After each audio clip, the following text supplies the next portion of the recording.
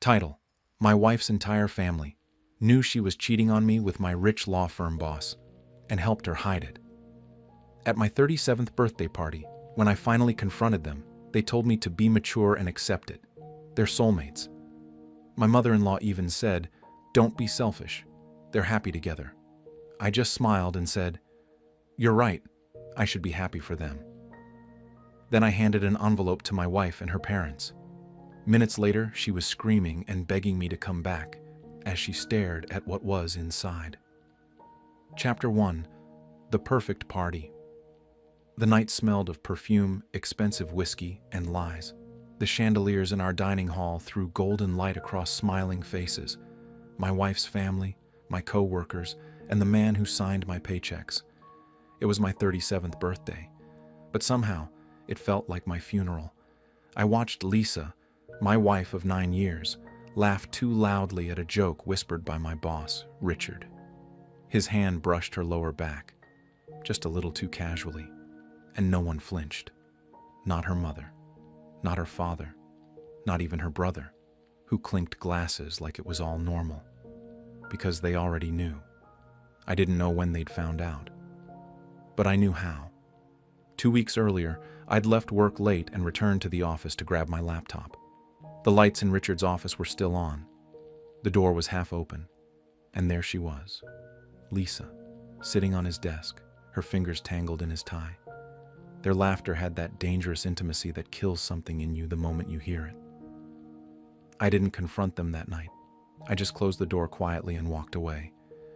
But now, watching them flirt across my dinner table while her mother giggled like it was romantic fate, that's when the pain stopped being pain.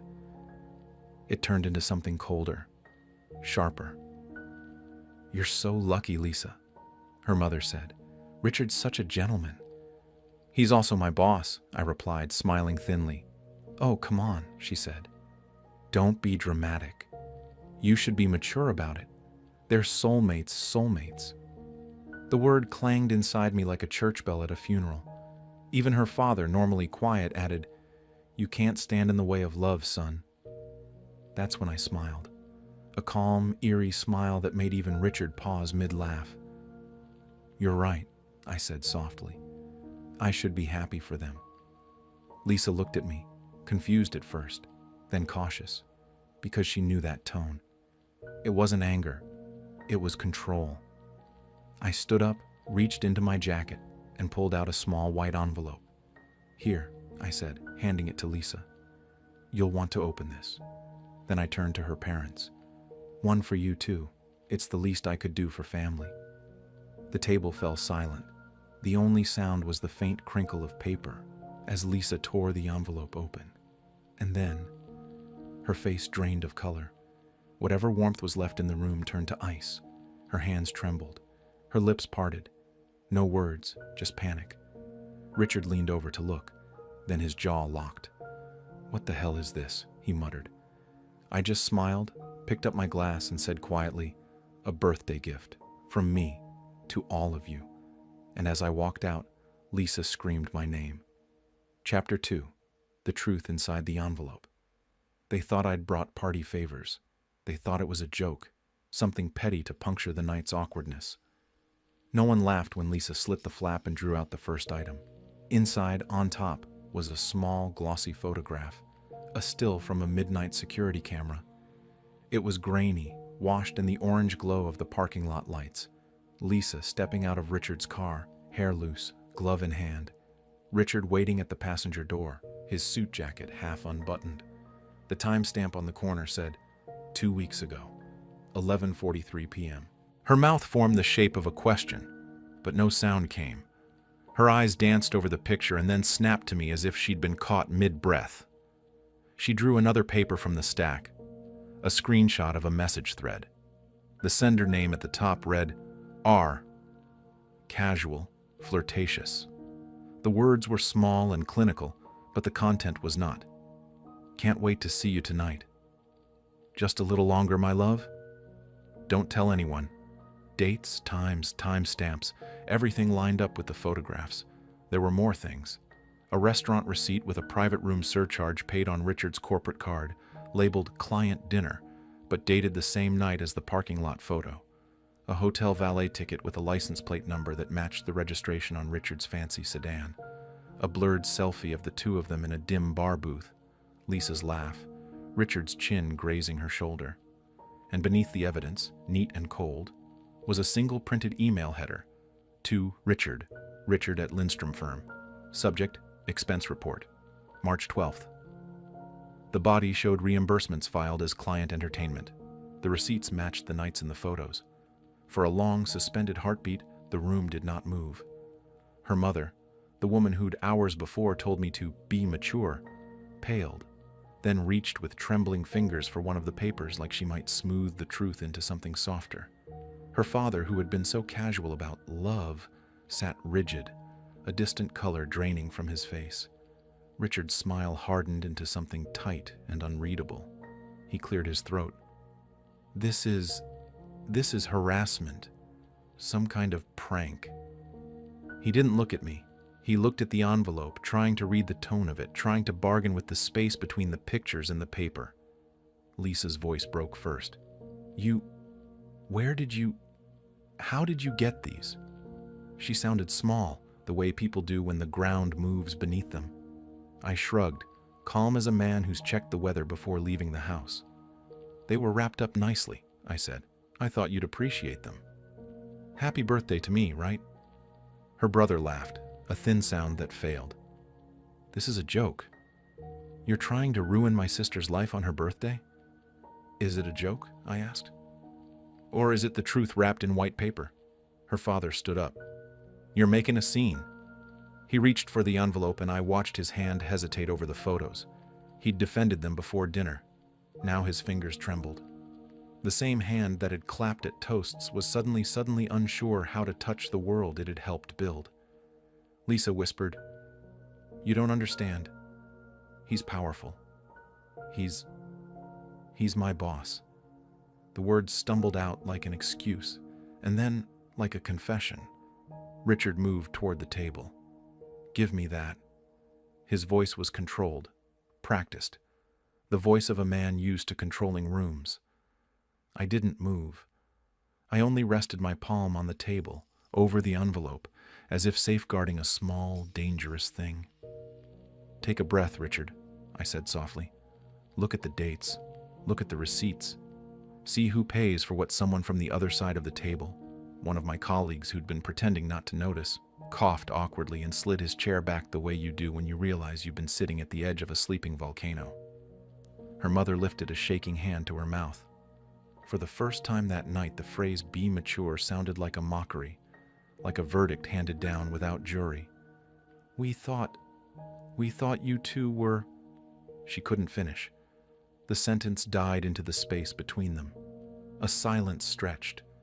It was not the soft, companionable hush of people enjoying cake. It was the kind of silence that held a new, terrible shape, the shape of a secret laid bare. Richard's jaw clicked. You're playing a dangerous game, he hissed. This could ruin careers. I smiled as if at a pleasant coincidence. That's the point. Lisa pushed to her feet, hands wild. No, you can't send these. She looked at her parents, then at Richard, then back at me. Please. I can explain. Explain what? That she'd chosen a man with power and privilege over 9 years of marriage? That she'd traded vows for a seat at somebody else's table? Her pleas sounded thin in the face of paper that did not bend. Her mother's eyes filled with tears, not for me, not for the humiliation at the table, but for the altar of image she'd been protecting. Everyone makes mistakes, she said, voice trembling. You should forgive. Forgive? I echoed. Forgive the deception? Forgive the lies? Forgive the dinners on his corporate card? My voice did not rise. The cold in it did the work anger would have done. Richard reached for the envelope. His fingers brushed the corner of the photo. For a second, I expected him to grab it and rip the evidence into a million unreadable pieces. Instead, he paused, then turned away, eyes hard, calculating damage, not defense. Let's not make a scene, he said, and his words were sugar over a razor. We can handle this privately. But I had no interest in private negotiations. This had never been about shame in a drawing room. This was about truth in daylight. So I stood. I lifted my glass. "There's one more thing," I said, and their faces dipped toward me like flowers toward an unexpected frost. From my pocket, I produced a tiny flash drive, black, ordinary, and deadly simple. "Everything on there goes to 3 places in the morning," I said. HR at Lindstrom, the partner's inbox, and a copy to Richard's wife, so she has a chance to read it before the firm does. You could see the color drain from Richard's face. His smile that evening had been currency. Suddenly, it had no exchange rate. Lisa screamed. It wasn't the cinematic once-and-done yell from a movie. It was raw, jagged, the sound of someone whose future had been sealed in a neat stack of paper. Her parents stood as if wind-blown. The room became an island of stunned, breathless people. People moved. Cutlery clinked, chairs scraped. Someone whispered a prayer. I folded my coat over my arm and began to walk away. As I reached the doorway, I glanced back once. "Consider tonight my birthday present," I said quietly. "You'll have your answers in the morning." I stepped out into the night, into the cold I'd lived in for months, and that I'd promised would be the last of it. Behind the glass, the faces I'd loved and trusted were unmade, for now, by the simple weight of truth. My phone buzzed as I walked to my car. A single message from an address no one in that room would expect. Delivered. HR at Lindstrom Firm. 1 attachment. Partners at Lindstrom Firm. 1 attachment. I drove away with the engine warm beneath me and the knowledge that morning would bring an avalanche. And somewhere inside the house, someone kept screaming. Chapter 3. After the reveal, morning came like a slow hammer.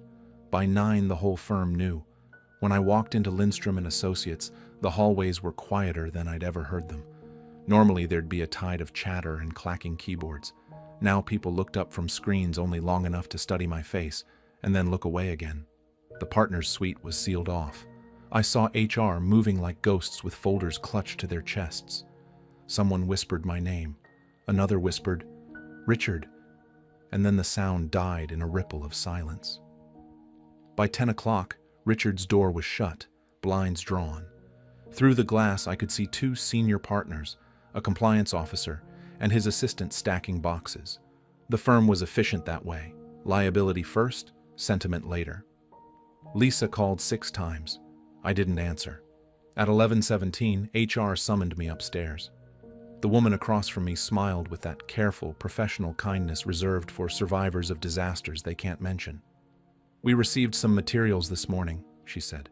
"They were thorough." "Evidence?" I asked. "Yes," she said softly. "And thank you for bringing it through the right channels." I didn't tell her that the channels were timed emails set to deliver whether or not I woke up. I simply nodded, signed a brief statement confirming my resignation from the firm, and slid my security badge across the desk. The moment I stepped out of the building, I felt lighter, like the first clean breath after a long illness. That night, the calls changed tone. No longer anger, but pleading. Lisa's voice trembled on the voicemail. "They fired him. His wife's leaving. You ruined everything. Please, can we talk? You can't just walk away from 9 years." Her mother left one message too. "You've made your point.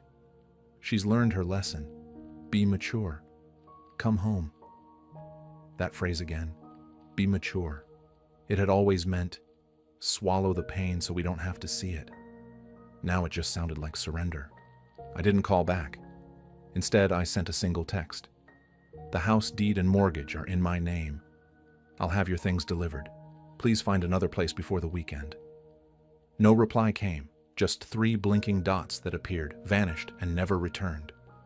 2 days later, news of Richard's sudden resignation hit the local legal blog.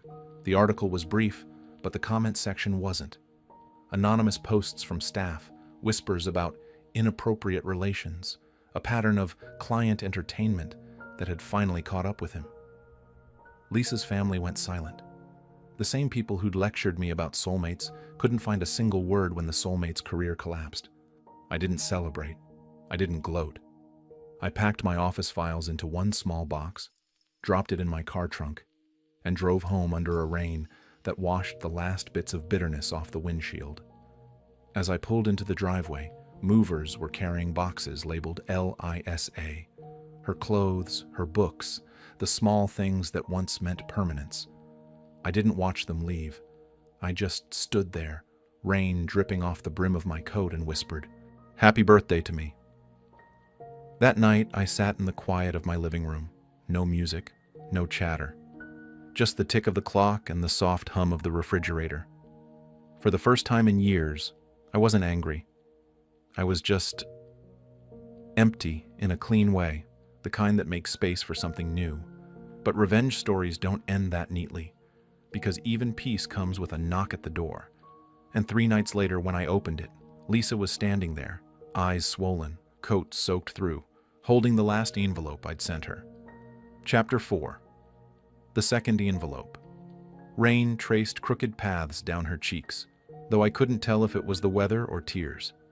She stood on my doorstep, shivering, mascara smudged, clutching a small white envelope, the same kind I'd once handed her across a crowded birthday table.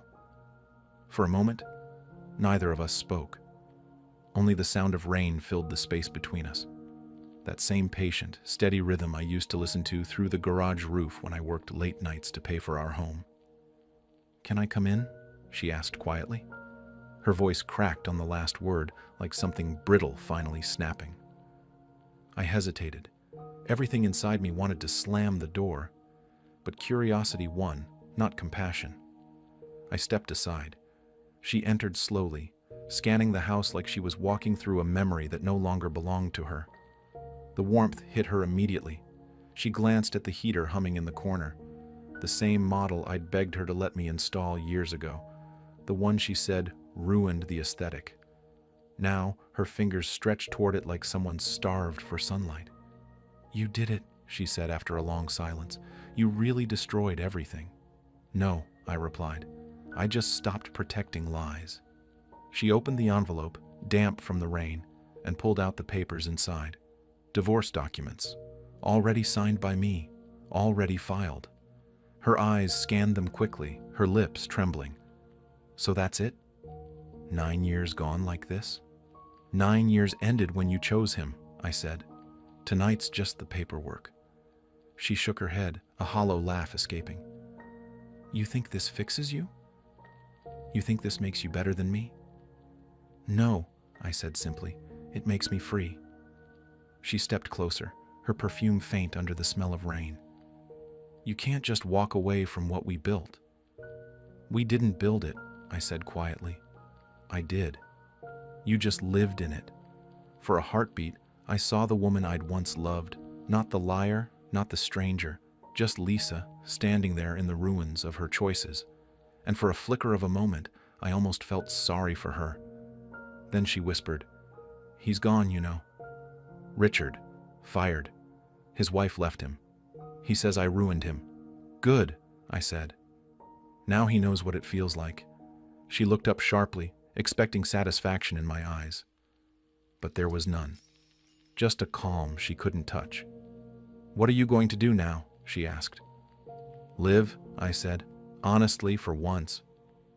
When she left, she didn't slam the door. She just walked into the rain, disappearing into the night that had once hidden her secrets. I stood by the window until her figure blurred into the storm. And for the first time since that cursed birthday, I felt no anger, no guilt, no love, just stillness. But before turning away, I noticed something. On the table where she'd set the envelope, a photograph had slipped out. A picture of us from years ago, back when we were still smiling, still believing. I picked it up, looked at it for a long time, then placed it face down. Outside, thunder rolled softly in the distance. Not angry, just final. The next morning, I sent a courier with one last envelope, addressed to her parents. Inside was a check, not revenge money, just closure. "You once told me to be mature. I finally took your advice. Don't call me again." That day, my phone buzzed again, a message from an unknown number. It was from Richard's wife. "Thank you for telling me the truth. I'm rebuilding, and you should too. People like them only burn others to stay warm.